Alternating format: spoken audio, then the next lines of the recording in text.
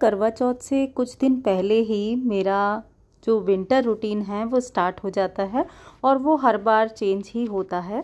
तो अभी मेरा विंटर रूटीन जो है वो चेंज हो चुका है, जिसकी वजह से मेरा जो सफाई का काम है वो अब बाद में होने लगा है। पहले भी बाद में होता था, लेकिन अभी इन चीज़ों में कुछ और चीज़ें ऐड हो गई हैं।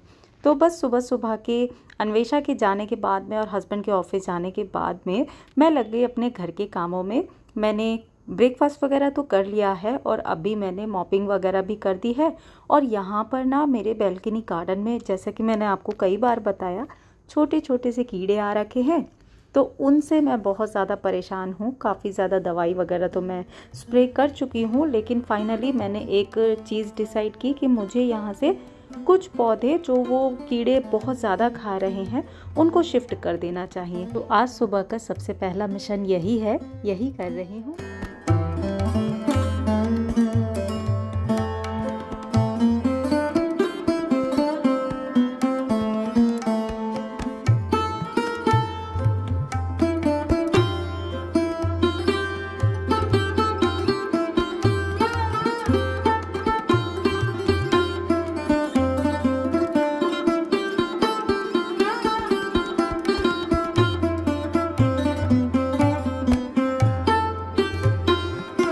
बैल्कनी की सफाई होने के बाद में बैल्कनी बहुत अच्छी लगने लगी है। किसी भी जगह की थोड़ी बहुत भी सफाई कर देते हैं तो वो जगह एकदम से नई जैसी हो जाती है। हालांकि दीपावली पर तो की थी, लेकिन डस्ट वगैरह यहाँ पर आती है, तो मैंने यहाँ की सफाई कर दी और आज लॉन्ड्री का काम भी किया। और हाँ, आपको अपने गार्डन की इन सुंदर सुंदर दोस्तों से तो मिला दूँ। सुबह तो धूप नहीं निकली थी, जिसकी वजह से फूल खिले नहीं थे, लेकिन जब सनलाइट आ जाती है तो मेरे गार्डन के फूल भी खिल जाते हैं। आज निकले हैं ये अलमांडा का और ये है रेन लिली का। और रेन लिली के 2 फूल खिले हैं, इससे पहले जो देखा अलमांडा का। और ये बटन रोज थे जो कि कीड़े खा रहे हैं। और ये है मेरा गुड़हल, काफ़ी बड़ा फूल खिलता है। अपने गार्डन में थोड़ा सा टाइम बिता करके अच्छा लगता है। स्पेशली तो बैठने का टाइम नहीं मिलता, लेकिन हाँ, चलते फिरते थोड़ा सा काम करते हुए इन फूलों को देख लेती हूँ तो मन खुश हो जाता है। फूलों से याद आया, किचन में फूल रखे हुए थे सुबह के और मैं इनको उर्ली में लगाना भूल गई। तो आने के बाद में सबसे पहले ये फूलों को मैंने उर्ली में सजाया। और ये डब्बा तो याद है ना आपको, ये मैंने खुद ही बनाया था। देखिए, उर्ली की तरह भी इसको सजा सकते हैं। और ये सज गए मेरे सुंदर फूल। आज सुबह सुबह बनाई थी ये वाली रंगोली। पहले तो मैंने हाथ से रंगोली बनाई थी, बहुत ही छोटी सी। मुझे सुबह सुबह रंगोली डालना डेली अच्छा लगता है, आपको कई बार बता चुकी हूँ। आप अगर मुझे पहले से जानते हैं तो अब तक तो आपने ये देख ही लिया होगा, समझ गए होंगे। तो ये पहले हाथ से बनाई थी छोटी सी रंगोली, लेकिन फिर सोचा इसको थोड़ा सा और बड़ा किया जाए, तो थोड़ा सा स्टेंसिल से मैंने आगे बढ़ा दिया। और ये डब्बा है DIY, जो कि मैंने खुद बनाया था पेपर से।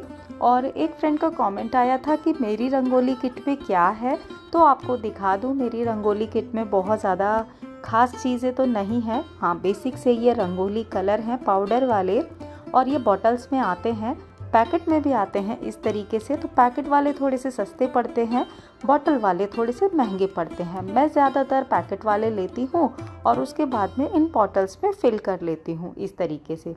एक बार मैंने ऑनलाइन मंगाया था तो इस तरह की डिब्बियों में आया था, शायद मैं बाहर से ही लेकर के आई थी, लोकल मार्केट से। इस तरह की डब्बियों में आया था। तो ये ना बहुत अच्छी डब्बियाँ लगी मुझे। आपको किसी भी बेस कलर करने के लिए अगर चाहिए तो फिर इसको यूज़ कर सकते हैं। मैंने संभाल के रखी हैं। और ये ग्लिटर आई थी जो कि मुझे उतनी पसंद नहीं है, तो मैं अपनी रंगोली में यूज़ नहीं करती हूँ, लेकिन हाँ, कभी कभी बनाऊँगी तो इसको ज़रूर यूज़ करूँगी, इसलिए रखा है। और ये पैकेट देखिए इस तरीके के एक्स्ट्रा में रखती हूँ।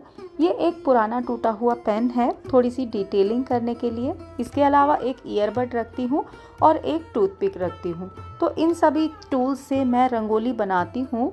इसके अलावा ये है खड़िया मिट्टी। खड़िया मिट्टी से अल्पना बनती है। इसके अंदर कोई भी डार्क कलर मिक्स करके खड़िया मिट्टी डार्क हो जाती है और फिर ये वाइट मार्बल फर्श पर या टाइल्स पर आप आसानी से इससे अल्पना बना सकते हैं। तो ये भी मैं हमेशा रखती हूँ। अब तुलसी विवाह आ रहा है तो अल्पना बनेगी ही। और ये है कुछ स्टेंसिल्स जो कि मैंने परचेज नहीं किए थे, ये दिवाली गिफ्ट में आए थे। तो ये तो पेपर के हैं, थोड़ा जो थिक वाला पेपर होता है उसके स्टेंसिल्स हैं। इसके अलावा वो जो है तो कार्डबोर्ड के हैं। तो इस तरीके के स्टेंसिल भी बड़े काम में आते हैं। बस यही मेरा एक छोटा सा डब्बा है। अगर आप बिगनर हैं तो ये सारी चीज़ें तो आपके पास होनी ही चाहिए। लीजिए, बता दिया मैंने आपको मेरी रंगोली किट में क्या क्या रहता है। काम करते करते समय का पता ही नहीं चला, लंच का टाइम हो गया है। तो बना रही हूँ चावल और दाल चावल तो मेरे घर में रोज़ की ही कहानी है। चाहे मैं कोई भी सब्ज़ी बना लूँ, लेकिन उसके साथ में दाल और चावल तो मस्ट है। अगर एक दिन ना बनाऊँ ना तो मेरे घर में शायद अर्थक्वेक आ जाएगा। मैं डेली ही ये है, तो इसका क्या ही बताऊँ आपको। हालांकि सुबह में मैंने गोभी आलू की सब्ज़ी बना ली है, तो बस दाल चावल ही बनाने हैं इस एरिया को थोड़ा सा डेकोरेट करने के लिए। आज इस एरिया में एक ऐसा कॉर्नर बनाऊंगी जहां पर बैठ कर के थोड़ी देर टाइम स्पेंड कर सकूं, थोड़ा म्यूज़िक सुन सकूं, बुक पढ़नी है तो वो पढ़ सकूं। थोड़ा अच्छा लगता है किसी कॉर्नर में बैठ कर के, स्पेशली विंटर में। यहाँ पर तो धूप भी आती है इस एरिया में, तो थोड़ा सा यहाँ पर बैठने का अरेंजमेंट कर रही हूँ। खुद के बैठने का नहीं, जब भी इधर से निकलूंगी अच्छा लगेगा। तो ये कॉर्नर मैंने सजा दिया है। नजरिया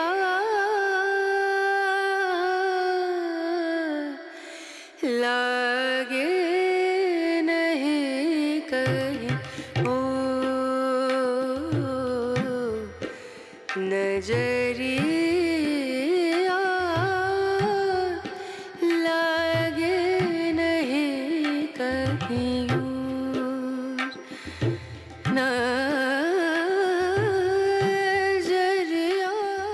जैसा कि मैंने आपको बताया, बैल्कनी से कुछ पौधे शिफ्ट किए हैं। कुछ पौधे तो मैंने पहले ही शिफ्ट कर दिए थे, और ये वाला पौधा मुझे डर है कि कीड़े खा ना जाएं, इसलिए इसको भी मैं इंडोर रख रही हूँ। वैसे भी विंटर में हर साल मैं इसको अंदर ही रख लेती हूँ।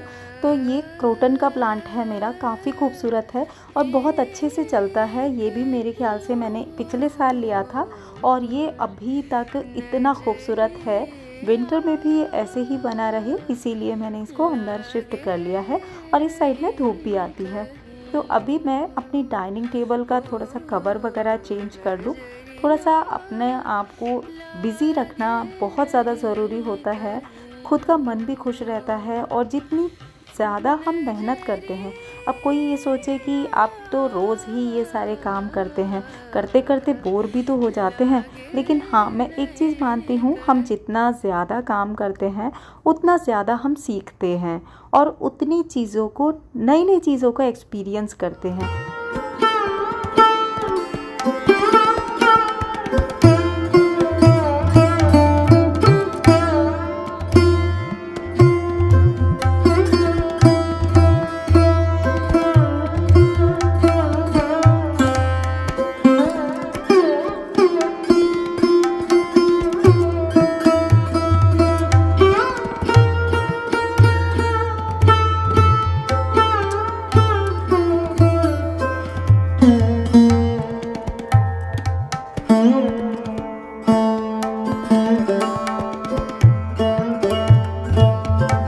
वैसे तो डेली बेसिस के ये छोटे छोटे से काम इतने मायने नहीं रखते, लेकिन अगर आपको अपना घर ऑर्गेनाइज और क्लटर फ्री रखना है तो जो चीज़ जहाँ पर उठाई है वहाँ पर तुरंत रखना भी चाहिए। यानी कि कहने का मतलब है, सभी चीज़ों को अपनी अपनी जगह पर रखेंगे तो घर ऑर्गेनाइज लगता है। अब जैसे कि फेस्टिवल टाइम पर मैंने ये निकाला था केक स्टैंड, लेकिन अब फेस्टिवल चला गया है और अब इसका इतना यूज़ भी नहीं है केक स्टैंड का, तो फिर मैं इसको वॉश करके अभी रख रही हूँ। और लंच के काम के बाद में मैंने आज किया एक काफ़ी टाइम से पेंडिंग पड़ा हुआ काम। वैसे तो मैं सोच रही थी कि इसको दीपावली पर करूँगी, लेकिन दीपावली पर ना जाने कहाँ से इतने सारे काम हो जाते हैं कि इतने कामों को करने का उतना टाइम भी नहीं मिला। ये कुछ मेरे पास पुराना डेकोर स्टफ पड़ा हुआ था, जो कि लास्ट ईयर मैंने स्प्रे पेंट से पेंट किया था। और ये उर्ली स्टैंड जो है, ये स्प्रे पेंट से उस टाइम तो झट से पेंट हो गए, सेकंड्स भी नहीं लगे और ये पेंट हो गए। लेकिन कुछ दिन बाद ही जब इसके अंदर पानी डाला ना, तो इसकी जो पेंट था वो निकल गया। तो मेरा कहना यही है कि अगर आप थोड़ा सा टाइम दे करके, अगर हाँ समय की कमी है तब तो आप स्प्रे पेंट कर सकते हैं फॉर अ चेंज कुछ टाइम के लिए। लेकिन अगर आप उसको चाहते हैं कि ड्यूरेबल रहे तो वो उतना ड्यूरेबल नहीं रहता है। ये सबूत आपके सामने है। तो मैं इसको ऑयल पेंट ही कर रही हूँ। और ऑयल पेंट करने से क्या रहता है, थोड़ा ड्राई होने में तो टाइम ज़्यादा लगता है, थोड़ा मैसी भी हो जाता है क्योंकि ऑयल पेंट यहाँ वहाँ बिखरता है। लेकिन हाँ, करने के बाद में इसको अच्छे से 24 घंटे 36 घंटे सूखने के लिए देंगे ना, तो ये सभी चीज़ें बिल्कुल नई हो जाती हैं और ये चलती भी बहुत ज़्यादा है, मतलब कि फिर इसके ऊपर जल्दी जल्दी पेंट करने की ज़रूरत नहीं पड़ती। और ये देखिए, मैंने कुछ इन चीज़ों को पेंट किया है। एक तो ये स्टैंड है जिसको मैं कई बार पेंट कर चुकी हूँ, अपने डेकोर थीम के अकॉर्डिंग मैं इसको पेंट कर लेती हूँ और ये फिर से नया हो जाता है। और यूँ तो ये बहुत ही सस्ता था। हम में से कई फ्रेंड्स सोचते हैं कि इतने को बार बार क्यों पेंट करना, लेकिन नई चीज़ खरीदने से अच्छा है कि अपने पुराने डेकोर स्टफ़ को अगर हम थोड़ा सा रेनोवेट कर दें या फिर थोड़ा सा और उसका मेकओवर कर दे तो वो चीज़ नई हो जाती है ना। अब ये देखिए, फिर सारी चीज़ें मेरी नई जैसी हो गई। और एक ये ब्रास का प्लांटर था जो कि मुझे वॉश करने में ना बड़ी दिक्कत होती थी क्योंकि ये पॉलिश करना पड़ता था बार बार।